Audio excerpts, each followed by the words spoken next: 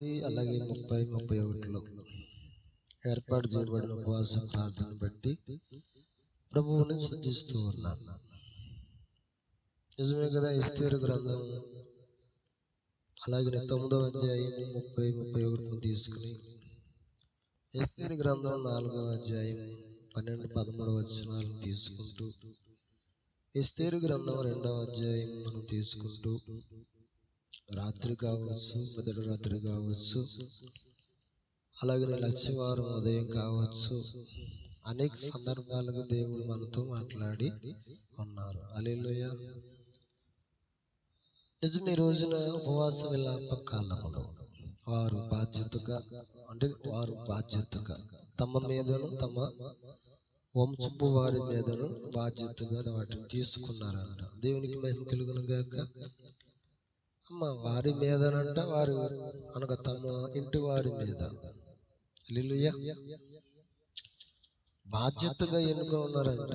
భారం అనుకోలేదండు కానీ బాధ్యతగా తీసుకుని కష్టమైన నిష్ఠూరమైన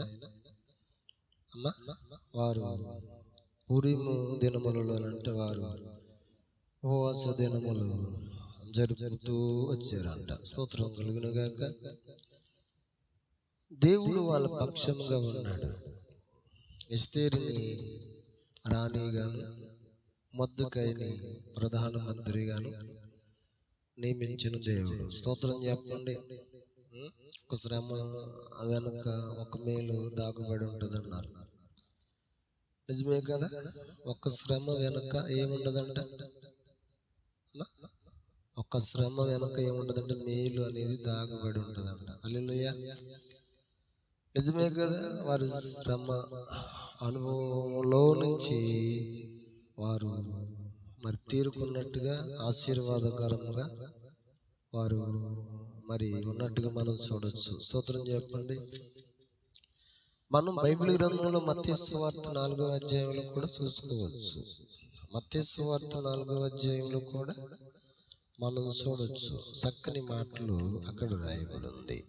ఏమని రాయబడి ఉందంటే, మనము యేసు ప్రభువు వారు అపవాది చేత శోధించబడుటకు ఆత్మ వలన అరణ్యమునకు కొనుకోబడును. స్తోత్రం చెప్పండి. చూసారా, మత్తయి సువార్త 4వ అధ్యాయంలో చూస్తే, అప్పుడు యేసు అపవాది చేత శోధించబడుటకు ఆత్మ వలన అరణ్యములు కొనుకోబడును. 40 దినములు 40 రాత్రులు ఉపవాసముండిన పిమ్మట ఆయన ఆకలి కొనగా ఆ శోధకుడు ఆయన యొద్దకు వచ్చి, నీవు దేవుని కుమారుడు అయితే ఈ రాళ్ళను రొట్టెలుగా అగునట్లుగా ఆజ్ఞాపించుము. స్తోత్రం చెప్పండి. కష్టం అనేది ఎప్పుడు వస్తుందంటే, శ్రమ అనేది ఎప్పుడు వస్తుందంటే, శోధన అనేది ఎప్పుడు వస్తుందంటే, ఎప్పుడైతే దేవునికి నువ్వు ప్రతిష్ఠించుకుంటావో, దేవుని మాదిరిని అనుసరించాలనుకుంటావో, హల్లెలూయా, దేవుడు నీకు ఆజ్ఞాపించిన దాన్ని నువ్వు చేయాలని ఉద్దేశించి ఉంటావో, దేవుని చిత్తం కలిగి ఉంటావో, అప్పుడే శోధన అనేది నీకు ఏర్పడుతూ ఉంటుంది. హల్లెలూయా. మొర్దెకై ఎస్తేరుల విషయంలో కూడా శోధన అలాగే ప్రాప్తించింది. శోధనలో నిలుచున్నారు వాళ్ళు. హల్లెలూయా. ఎక్కడ నిలుచున్నారంట? బైబిల్ గ్రంథంలో ఉంటుంది. ప్రకటన గ్రంథం 2వ అధ్యాయం 10వ వచనంలో మనం చూడొచ్చు. ఎందులో నిలుచున్నారంట? ఎస్తేరు మొర్దెకై అనబడిన వారు అని అంటే శోధనలో వారు నిలిచిన వారుగా ఉన్నారు. స్తోత్రం చెప్పండి. కృంగిపోలేదంట. ఏమవలేదంటాలో శోధనలో అంటే వారు కృంగిపోలేదంట. కానీ వాళ్ళు కృంగిపోకుండా ధైర్యము కలిగిన వారే. గమనించండి. ప్రభువును సేవించు ఉపవాసం ఉండంటే ఏం చేశారండి? ప్రార్థన చేయవారిగా ఉన్నారు. స్తోత్రం చెప్పండి. నిజమే కదా. చూడండి, ఆ మాటను చూద్దాం. ప్రకటన గ్రంథం 2వ అధ్యాయం 10వ వచనంలో, ఇదిగో మీరు శోధించబడినట్లు అపవాది మీలో కొందరిని చెరలో వేయబోతున్నాడు. 10 దినములు శ్రమ కలుగును, మరణం వరకు నమ్మకముగా ఉండుము, నేను నీకు జీవ కిరీటమును ఇచ్చేదను. స్తోత్రం చెప్పండి. నిజమే, శోధన చూడండి, చూడొచ్చు అక్కడ చెప్పండి. మీరు శోధించబడినట్లుగా అపవాది మీలో కొందరిని చెరలో వేయబోతున్నాడు. 10 దినములు మాత్రమే శ్రమ కలుగును, మరణము వరకు నమ్మకముగా ఉంటేనంట మీకు జీవ కిరీటాన్ని ఇచ్చేదును అని చెబుతున్నాడు అనమాట. స్తోత్రం చెప్పండి. నిజమే, ఎంత శ్రమ, ఎంత భయంకరముగా వాళ్ళని మొర్దెకై ఎస్తేరుల్ని ఆవరించినప్పుడు కూడా ఆ సందర్భాన్ని మొర్దెకై ఎస్తేరుతో మాట్లాడాడు. అంత భయంకరమైన శోధనలో నుండి వాళ్ళు కృంగిపోకోకుండా ప్రభువుని సేవించు, ప్రార్థించు, ఉపవాసం ఉండి గమనించండి, ప్రభు చేయు కార్యము కొరకు కనిపెట్టి ఉన్నారంట. హల్లెలూయా. వారిని దేవుడు ఏం చేశాడు? ఒక ఉన్నతమైన స్థానంలో వారిని నిలవబెట్టాడు. ఆమేన్. ఎస్తేరునేమో రాణిగా నిలవబెట్టాడు, మొర్దెకైనేమో ప్రధానమంత్రిగా నిలవబెట్టాడు. స్తోత్రం చెప్పండి గట్టిగా. నిజమే, కష్టపడకుండా ఫలితము మనం పొందుకోలేము.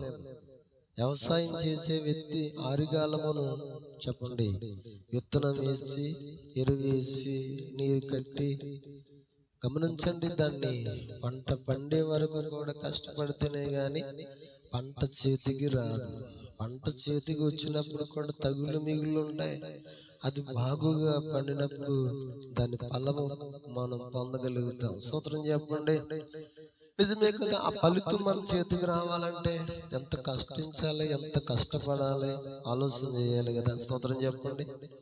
దేవుని ఆశీర్వాదం అంటే సామాన్యమైనదా? యేసు ప్రభు వారు చూడండి, మత్తయి సువార్త 4వ అధ్యాయం మొదటి నుంచి మనము ఆ సందర్భాన్ని మనం చూస్తే 11 వచనాల వరకు చూసినప్పటికీ అపవాది ఏ విధముగానంట ఆయన శోధించటం ప్రారంభించింది. ఎలాగ శోధించింది అని అంటే 3వ వచనంలో, ఆ శోధకుడు ఆయన యొద్దకు వచ్చి, నీవు దేవుని కుమారుడు అయితే ఈ రాళ్లను రొట్టెలుగా కొనట్లుగా ఆజ్ఞాపించమనెను. అందుకైన మనుషుడు రొట్టె వల్ల మాత్రము కాదు గాని దేవుని నోటి నుండొచ్చు ప్రతి మాట వలన జీవించును అని రాయబడి ఉన్నదని. స్తోత్రం చెప్పండి. 5వ వచనంలో చూసి అంతటా అపవాది పరిశుద్ధ పట్టణమును ఆయన తీసుకుని పోయి దేవాలయము శిఖరమును ఆయన నిలవబెట్టండి. ఏం చేస్తుందంటే, నువ్వు దేవుని కుమారుడు అయితే కిందకు దూకైతే ఆయన నిన్ను గురించి తన దూతలకు ఆజ్ఞాపించినప్పుడు నీ పాదం ఎప్పుడైనా రాతికి తగలకుండా వారు నిన్ను చేతుల మీద ఎత్తుకుందరని చెప్పి మాట్లాడుతున్నాడు. స్తోత్రం చెప్పండి. అప్పటికి యేసు ప్రభువు ఏం చేస్తున్నాడు? 40 దినములు 40 రాత్రులు పగళ్ళు కూడా ఉపవాసం ఉండి ఉపవాసంలో గడుపుతున్నాడు. శోధన అంటే ఎప్పుడు వస్తుందంటే, తినేసి ఇంట్లో కూర్చున్నప్పుడు శోధన రాదండోయ్. మందిరానికి వెళ్ళకోకుండా, దేవుడి నుండి పెట్టించుకోకుండా, సినిమాలు శిఖరాలకు వెళ్ళినప్పుడు శోధన కనపడదండోయ్. 5వ రోజున ఆ శోధన అనేది భయంకరమైన ప్రమాదం అని ఎప్పుడు వస్తుందండి? గమనించండి. ఎప్పుడైనా సరే పనిలోకి వెళ్ళినాడు, జాబ్ చేయవాడు, పని చేయవాడు ఎప్పుడైనా సరే జీతం పొందుకుంటాడు, చక్కగా సురక్షితంగానంట ఆ ఫలమును అనుభవించేవారు ఉంటారు. స్తోత్రం చెప్పండి గట్టిగా. నిజమే, యేసు ప్రభు వారి విషయంలో కూడా అదే సందర్భాన్ని జరుగుతూ ఉన్నప్పుడు 8వ వచనంలో ఇక్కడికి వస్తే, మరలా అపవాది మిగుల ఎత్తైన కొండ మీద ఆయనను తోడుకుని పోయి ఈ లోక రాజ్యములన్నిటినంట వాటి మహిమను ఆయనకు చూపించి, నీవు నాకు సాగిలిపడి నమస్కారం చేసి ఈ అన్నిటిని నీకు ఇస్తానని చెప్పి ఆయనతో చెబుతున్నాడు. అప్పుడు ప్రభు ఏమన్నాడు? ప్రభు నీ దేవునికి మ్రొక్కి ఆయనను మాత్రమే సేవించవలనని రాయబడలేదా అని చెప్పిన. స్తోత్రం చెప్పండి. ఆ దినం అంతటా అపవాది ఆయనను విడిచిపోగా ఇదిగో దేవదూతలు వచ్చి ఆయనకు పరిచర్య చేయటం ప్రారంభించారంట. హల్లెలూయా. నిజమే, ఎంత దేవుడంతట వాడే, దేవుని కుమారుడు, సాక్షాత్తు దేవుడే అనుకో. మనం ఆలోచన చేయాలి. నన్ను చూసిన వాడు తండ్రిని చూసినట్టే అన్నాడు ఆయన. హల్లెలూయా. తండ్రి యందు నేనును నా యందు తండ్రి ఉన్నామని నమ్మండి. స్తోత్రం చెప్పండి. నేను చెయ్యి క్రియలు నేను కాదు, నా యందు తండ్రి ఉండి చేస్తున్నాడని చెప్పి అక్కడ మాట్లాడిన దేవుడంతట వాడినే సాతాను ఏం చేసిందంటే భయంకరంగా శోధించటం మొదలు పెట్టింది. స్తోత్రం చెప్పండి. ఎన్ని మార్లు సాతాను శోధించినప్పటికీ ఆయన సాతాను ఏం చేసాడంటే గద్దించిన వాడిగా కనబడుతున్నాడు. స్తోత్రం చెప్పండి గట్టిగా. నిజమే కదా, సాతాను చూపిన ఆశల కంట లోబడిపోలేదంట గాని సాతాను అపవాదిని గద్దించినట్టుగా వాక్యం చెప్తుంది. స్తోత్రం చెప్పండి. నిజమే కదా. ఇప్పుడు అపవాదిని గద్దించినప్పుడు అంట అది ఆయనను విడిచి వెళ్ళిపోయిన తర్వాత దేవదూతలు వచ్చండి ఏం చేయటం మొదలు పెట్టారంట. హల్లెలూయా.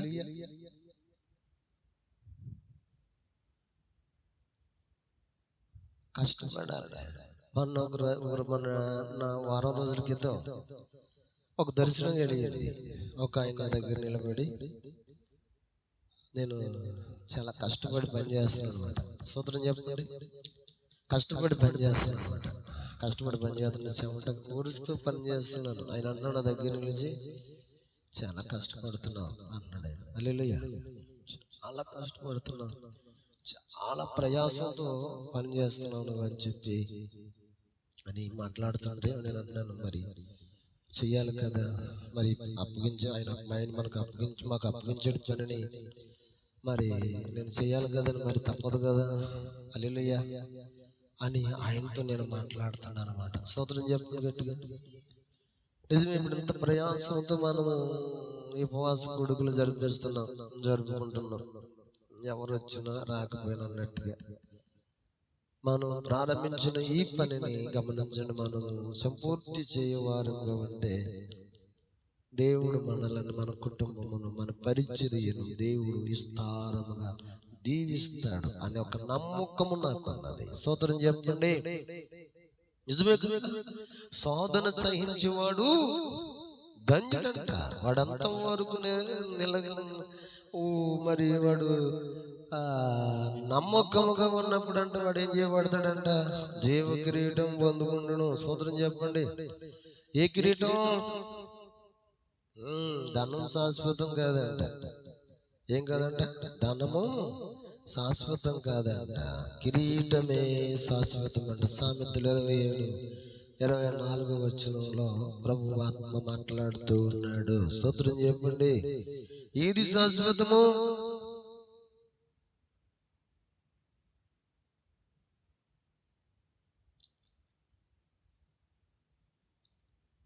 మొర్దెకై సూసాను కోటనందు ప్రధానమంత్రిగా మార్చబడ్డాడంటే, సింహాసనాన్ని అధిష్ఠించి ఉన్నాడంటే, కిరీటమును ధరింపకున్నాడంటారా?